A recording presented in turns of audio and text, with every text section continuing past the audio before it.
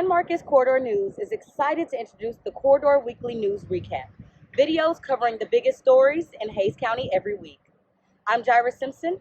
Let's dive into this week's news from the Innovation Corridor. Two candidates running for Hays County Judge in the upcoming primary election are currently in a legal battle. The lawsuits emerged over allegations of current Hays County Judge Ruben Becerra spreading defamatory rumors about opponent Brandon Burleson. Burleson's grandmother is petitioning for a temporary restraining order from Becerra's wife due to a verbal argument during an MLK celebration on the Hays County Courthouse lawn. The San Marcos Fire Department was dispatched to El Golfo de Mexico restaurant for a reported structure fire on Monday, February 7th. There were no civilian injuries and one minor injury to a firefighter. Fire investigators are currently conducting their investigation to determine the cause of the fire.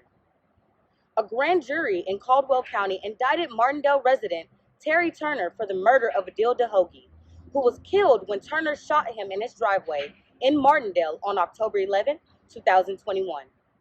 The Caldwell County Sheriff's Office arrested him 11 days later.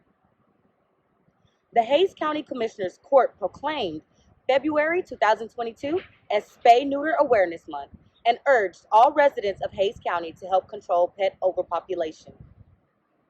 Spaying and neutering pets will help reduce the number of animals impounded at the Regional Animal Shelter in San Marcos, which has been at critical overcrowding capacity for many weeks.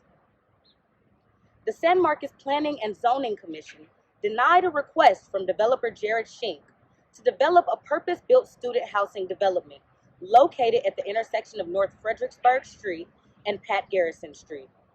The proposed development was a 5-story student housing apartment with 139 units and 349 bedrooms. On January 31st, Texas State University returned to in-person classes after the first 2 weeks of the spring semester began virtually due to the spread of the Omicron COVID-19 variant.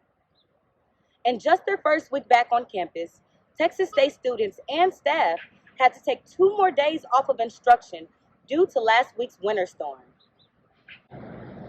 Steve Holman was named the new head coach of the Texas State soccer team by Director of Athletics Don Coryell on Wednesday. Holman is the second ever head coach in the program's history. On Monday, February 14th, a portion of the 2-way bicycle lane on Guadalupe Street in downtown San Marcos will open to the public. Love is in the air in San Marcos as the city works to provide fun events for residents this Valentine's Day. A mailbox has been placed downtown in Kissing Alley for people to send their Valentine's Day letters from. Those interested in sending a letter to a loved one can do so by writing and addressing their letter along with a postage stamp and dropping it in the Love Downtown mailbox located in front of the 78666 mural.